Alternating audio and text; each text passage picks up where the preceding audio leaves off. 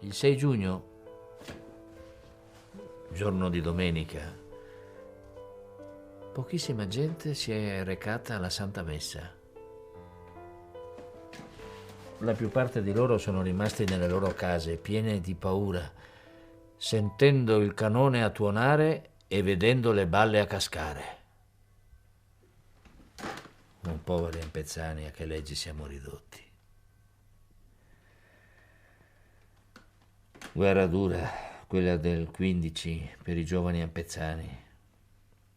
Guerra difficile anche dal punto di vista del cuore, perché combattuta proprio lassù sui monti di casa, quelli stessi che andavamo a scalare per il brivido o per andare a caccia.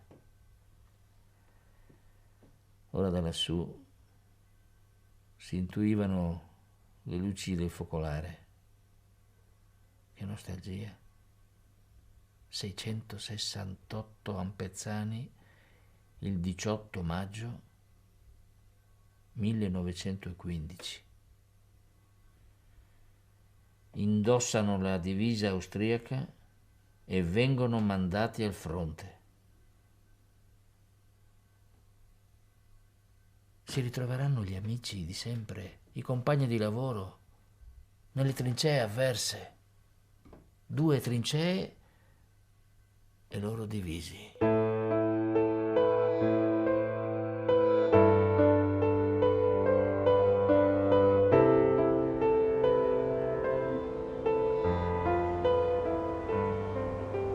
L'idea di trasformare l'Edelweiss-Stellung in villaggio Edelweiss nasce con l'idea di dare al Forte Tre Sassi un contenuto emotivo che crei un collegamento tra il museo e questo villaggio. Quindi il nostro intento è quello di collaborare con tutti i gruppi storici d'Europa e dare ancora più vita a questo luogo. Ma ora entriamo a visitare questo museo a cielo aperto.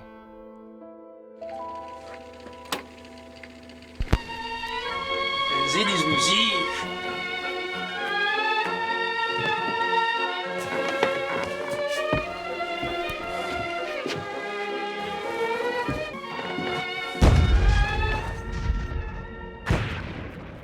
Ci troviamo fra le trincee austro-ungariche sulla selletta denominata Edelweiss, che proteggeva dalle incursioni provenienti dal Col di Lana dei soldati italiani diretti a scardinare le difese del passo di Valparola. Sulle balze nere di origine vulcanica alle mie spalle hanno trovato la morte non meno di 8.000 soldati di 3 nazionalità diverse: italiani, austro-ungarici e tedeschi. Gli italiani cercavano a tutti i costi un valico per dilagare verso la Pusteria e puntare all'Austria. I soldati austriaci difendevano caparbiamente questa montagna che era diventata il simbolo stesso della difesa del Tirolo. Dal bosco di Andraz o Buchenstein alle mie spalle, più di una volta i soldati della brigata Torino sono venuti all'attacco in questa direzione prendendo di mira il passo di Valparola, ma sono sempre stati respinti.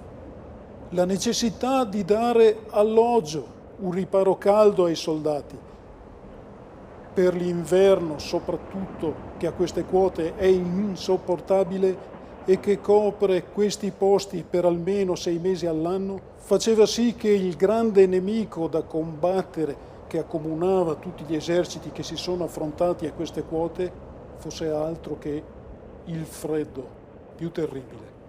Siamo tutti volontari qui, gente che ama la vita di montagna, ma che soprattutto ama questa valle con i suoi spazi, i suoi silenzi, la sua natura. Per noi essere qui vuol dire ricordare i nostri nonni, con le loro fatiche, le loro sofferenze. Quando la gente viene qui, turisti, e vede le nostre baracche e le trincee che abbiamo ripristinato, si rendono conto di non avere di fronte una falsità o delle maschere, ma una realtà veramente viva, vissuta. E vi assicuro che qui si provano delle forti emozioni, una cosa unica. Questo villaggio di montagna in realtà è permeato di sofferenza. Ogni roccia nasconde una storia. Ed è per questo che noi delle Sentinelle del Lagazzuoi vogliamo rievocare la memoria dei nostri nonni con queste uniformi fatte a mano, questa oggettistica originale e la nostra passione, perché siamo non solo appassionati, siamo dei piccoli storici Siamo dei piccoli collezionisti e il nostro obiettivo è ricordare non la memoria degli eserciti, ma la memoria degli uomini. Ad oggi il museo a cielo aperto Edelweiss è un luogo veramente magico. Qui non possiamo dare al turista un'ospitalità ricettiva, perché qui dormono i rivocatori storici, coloro che lavorano qui. Ma quando il turista viene qui può assaporare questi silenzi, questa sacralità del luogo e portarsi a casa un bagaglio di emozioni veramente grande. Quindi posso dire solamente vi aspettiamo.